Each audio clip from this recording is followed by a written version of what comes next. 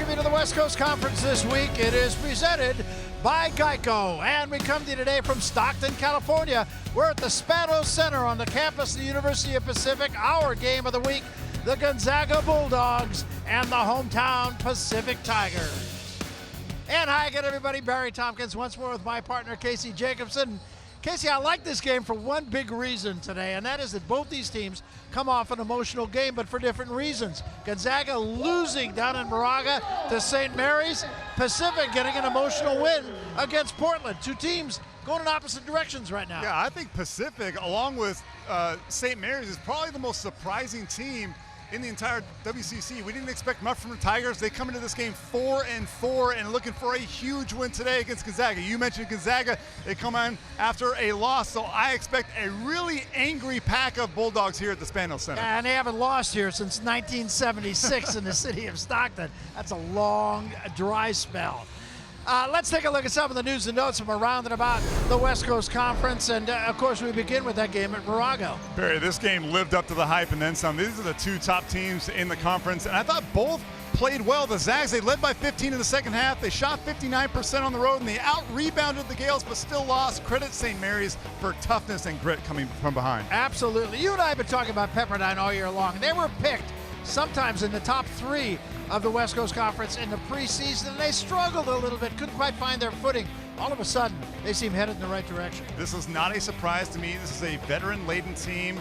Jeremy Major at the point guard, Stacey Davis now a senior, and now the emergence of Lamar Murray Jr. They are a more complete basketball team. All right, I know you want to talk about your guy, Kyle Collinsworth at BYU. I'm running out of adjectives to describe Kyle Collinsworth. I have so much respect for what he does. I don't think there's a player in the nation that does more for his ball club. He now has 10 triple-doubles, and I predict that he's going to up that number to about 12, and that record might not ever be broken, at least in my lifetime. All right, Ken Burns here at Pacific took the job over about the midway point, done an excellent job, and he's got a complete buy-in from his players. We talked with him about this conference at the midway point of the season. Got to take your hats off to the usual top three. BYU, Gonzaga, and St. Mary's have done a great job early on, and you know the rest of us. There's a lot of teams capable on a given night of beating anybody, and so the WCC is a great basketball league with a lot of great coaches. And of course, I mean Mike Burns, not Ken Burns. I knew that.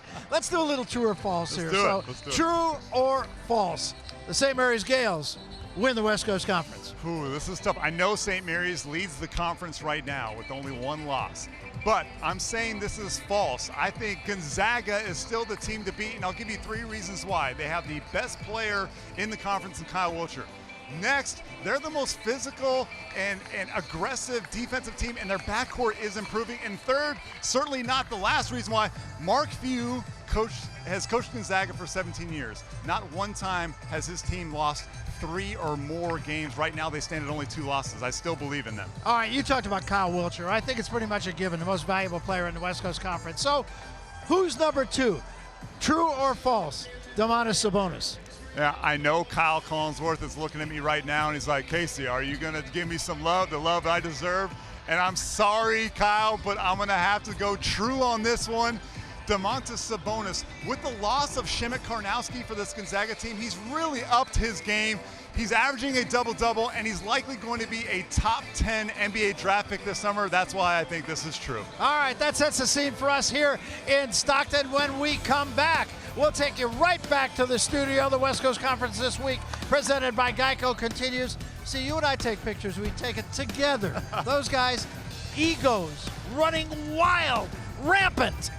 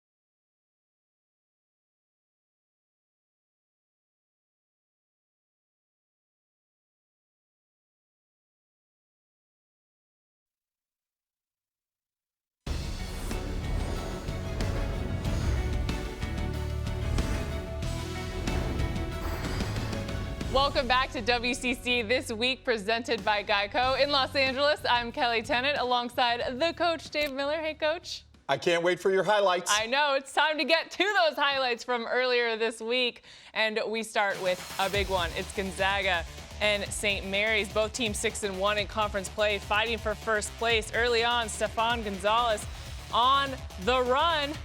But Eric McClellan gets the big block. It was phenomenal. Emac getting his LeBron James run down on, waved the finger like Mutombo. Finished with 23 points. Second half, Domantas Sabonis had a big night. He hits the jumper, finished with 17 points. Zags up 12. Under 3 minutes to play. Here comes St. Mary's. Joe Rehan drives for the layup. The Gales up 1. Bulldogs down 2 with less than 25 seconds left. Kyle Dranginis drives and hits the layup. With 6 seconds to go, Rehan gets fouled on the play. He'd make the first free throw. Missed the second. Rehan fouls McClellan for no reason. Gonzaga only down 1. McClellan can tie it, but he misses the free throw. And 2 seconds left. Zags down 3. McClellan throws it up, but no good. 70-67, St. Mary's. So this lived up to all the hype. The number 1 and number 2 teams in the WCC facing off. Coach, how big of a win is this for St. Mary's? Gigantic. Number 1, it snaps an 8-game losing streak to the Zags. They go 14-0 at home, and if you want to win a WCC championship, you cannot afford to lose at home. And quite frankly, it's an NCAA resume-building game. And lastly, you look at what Randy Bennett has been able to do. Yeah. Loses all 5 starters, loses 80% of his points and rebounds, has no seniors on this team. He's 16-2. He is my National Coach of the Year right now. You like Randy Bennett. No, I love him. What did you see near the end of this game that allowed St. Mary's to take the win? Well, it was all about the defense. That's what picked up in the second half. This is a team that was the best shooting team in all of college basketball, but they got steals, they got stops, and that's what fueled their fast break, and they were able to get things going. Listen, when sometimes your shot isn't falling, you got to depend on rebounding and defense. And when you're well coached like a Randy Bennett team, you're going to go to the well. You're going to get those stops. Listen, it was just a matter of time until that ball went through that orange cylinder. But I like the way they didn't panic. This is a team that's going to make a deep run in the NCAA tournament, and they'll pay dividends from this win tonight. Yeah, that was a really fun one to watch. But it's time to get to some more highlights. So we're going to bring you back here to L.A. Lamont Murray Jr. and Pepperdine looking to remain undefeated at home this season, hosting San Diego. Pepperdine up 10. Good inbound play, and Murray Jr. hits the jumper and gets fouled. Wave's still up 13. Cameron Edwards forces the turnover, starts the fast break, gets it to Murray Jr., who finishes with the layup. No, you got to dunk that. Give the people what they want. Murray Jr. showing off his passing skills, gets it to Stacey Davis, who gets the lay-in. Catch it high, keep it high. Second half, Waves rolling. Amadi Udini lobs it up to Jet Raines. He throws it down. Waves go on to win 76-58. And then it's BYU on the road at LMU. Kyle Collinsworth has 9 career triple-doubles. 5 minutes left in the first. Shamar Johnson drives down the lane for the dunk, Coach. That's amazing because he's not vertical. He's big, he's wide. Get it on, big fella. Second half, Kyle Collinsworth makes history, finds Nick Emery to become the all-time assist leader at BYU, finishing with 15 assists. BYU. Later, LMU down 2. Steve Haney hits the 3 to take the lead, 79-78 Lions, but the Cougars would answer. Zach Celius knocks down a 3, BYU up 6. Collinsworth only needed 1 more point for another triple-double. I can't wait to see. Oh, and he gets it! His 10th triple-double after hitting the free throw. Collinsworth, 10 points, 13 rebounds, 15 assists. BYU goes on to win 91-80.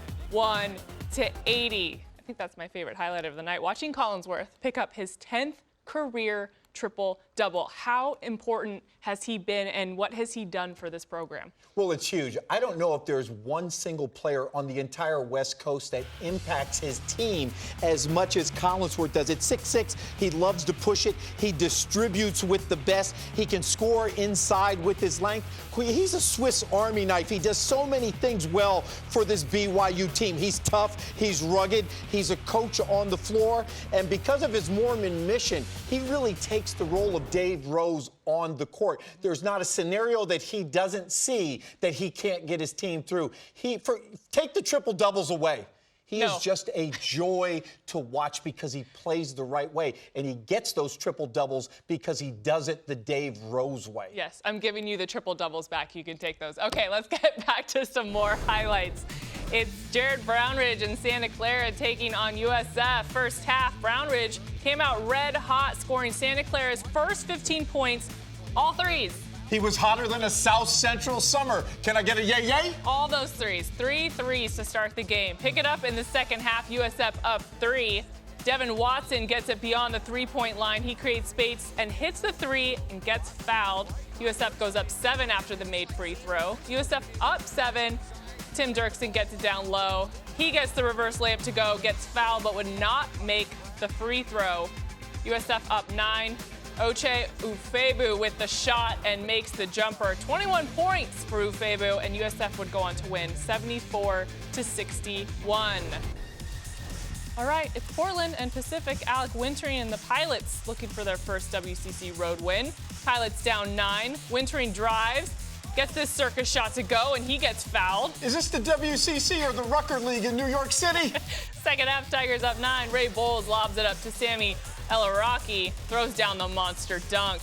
Tigers up 2. Bowles gets it in the corner, hits the 3. That would seal it. Tigers go on to win 70-61. Bowles be ballin'. All right, let's take a look at the WCC standings. St. Mary's sits alone at the top of the WCC after the win against Gonzaga. BYU sits in third after the tough win against LMU. It's pretty tight at the top of the standings in this conference. All right.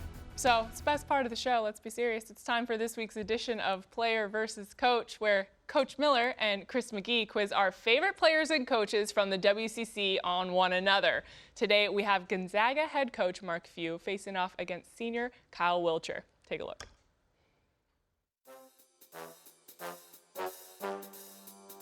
Tell me what Kyle's favorite TV show is. I just heard him talking about Narcos. Oh, that's one of my favorites. Reveal your answer to the camera, Kyle. Fresh Prince. Oh, for 1. Old school. Joe Hughes. Wow. By the way, I can't. I did not see that one coming. Okay, second question. Narcos, great answer. What is Kyle's favorite social media app? Ooh. Instagram. Yes. Let's see what he's got. Ding, Coach ding, Few. ding, ding, ding, ding, ding. Look at Coach Few. Oh, 1 for 2? Silent and competitive. All right, last one for me. Felt that one. What drill does Kyle hate the most at practice? I would say he absolutely hates the closeout drills that we do at the start of practice. Okay. And if you had to guess one other one since he went Guess he's to. probably not that fond of we have kind of a war physical rebound drill. I actually like that. Oh, do you? Let's see. However, let's see what your number 1 answer was. Closeout. Closeouts, winner. What is Coach's favorite non-basketball activity? When he doesn't want to be with you guys, what does he like to do? Coach loves to fish. Fly fishing. Fly You just, I mean, Yes. I've never seen a guy. Kyle was so Yes. confident he'd lean back. Any I mean, off day, it's like Coach yeah. Few is not at the gym. He's fly fishing. fly fishing. What was Coach's first job ever? Coach is a pretty rugged guy, so I would say he was doing hard labor or something. Hard labor. Pretty good. Construction. There we go. I Broman, think are we gotta counting give him that? Coach. That's gotta He be. counts it. He could be our first ever. I wasn't fine Okay. construction. I was Go kind of here. the grunt laborer of this there we go. crew. That's really tough. He's had so many. Or are you doing this one? I think that one, because that's Okay, a tough that's tough. answer. I want to put And I wanna Coach know. on the hot seat. Okay, you're 2 for 2. This is Yeah. tough. Who's Coach's favorite player of all time? Ever. What the heck is his name? I like have it on the. What's the guy that I saw at Pan American game? JP Batista. That's my vote. JP Batista. I'm going to maybe throw Ronny Turioff in there. Who do you got on there, Oh, Coach? I would have said that too. That was. Oh, he wrote them all. Yeah, Fang goes back. Step Morrison. I thought step 2. He couldn't do it. That's Wrote as many as I could. Yeah, but You know, I did he have still got Batista? like 15 more to go. You know what? Batista's on there, 3 for 3. Yeah. 3 for 3. There He's we the go. first guy to get 3 for 3. You know your coach, man. Yeah. That's pretty impressive. Still to come on WCC this week, Gonzaga's Domantas Sabonis is a big-time talent. Up next, we'll give you an inside look at the Bulldogs forward, both on and off the court.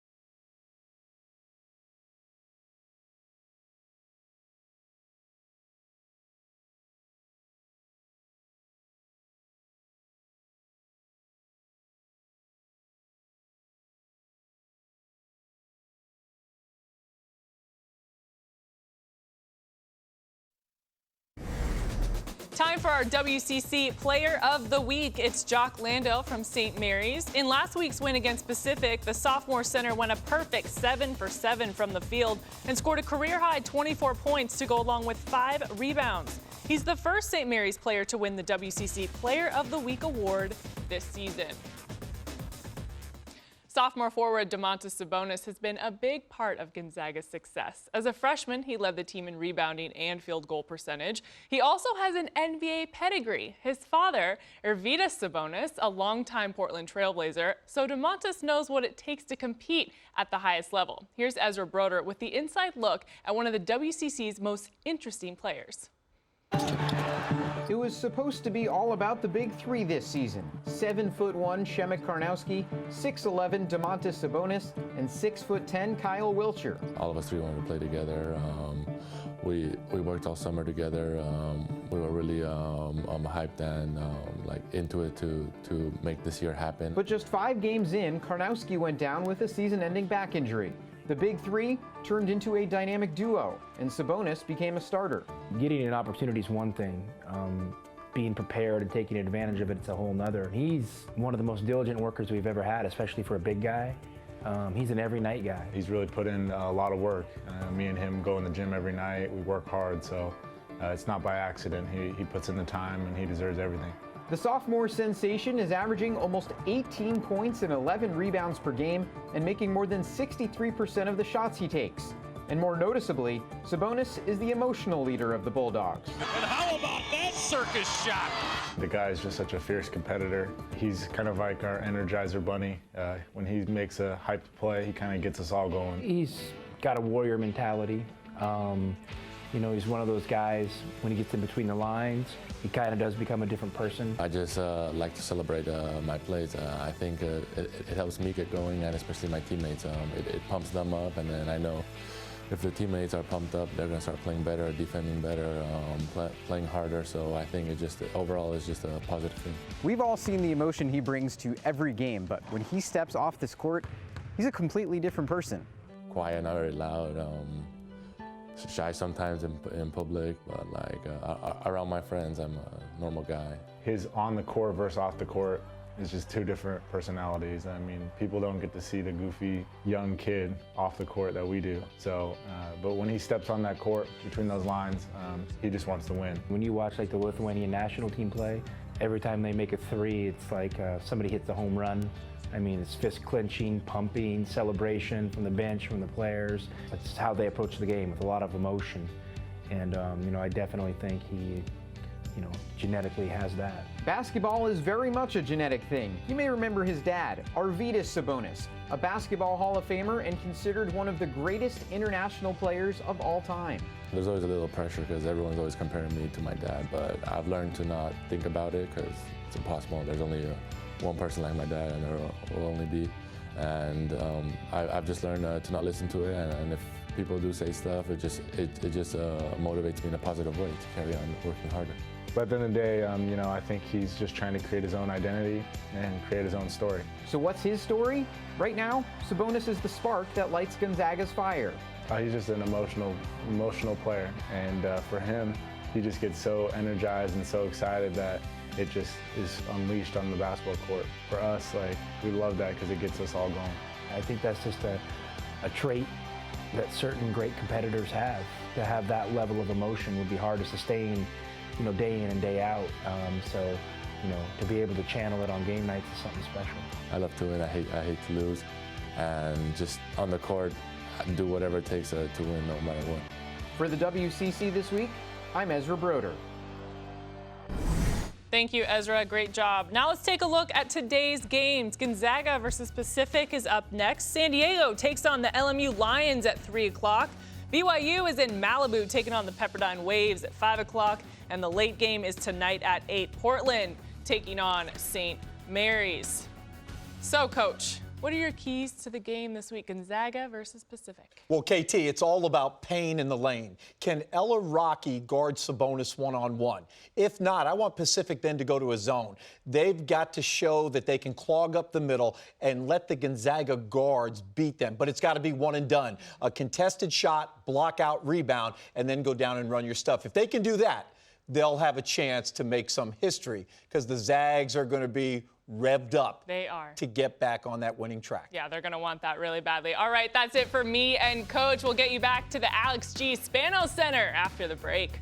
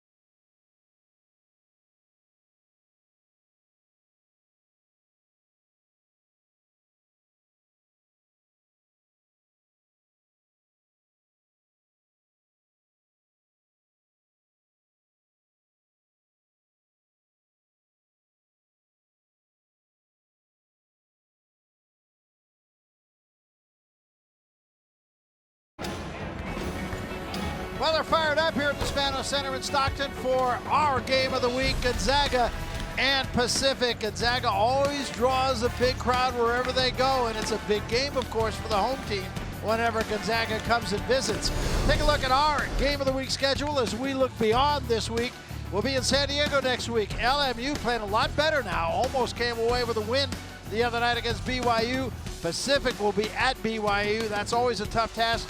And then BYU on February 13th will be at Santa Clara. On the 20th, it's USF at Loyola Marymount. And we end our season, prior to the tournament at least, we'll be with you for the tournament too, Pepperdine at Loyola Marymount. Hi again, everybody. Barry Tompkins, once more, my partner Casey Jacobson. Casey, let's talk X Factors. Yeah, for X Factors, let's start with Gonzaga's Josh Perkins. You know, Kevin Pangos really left some big shoes to fill.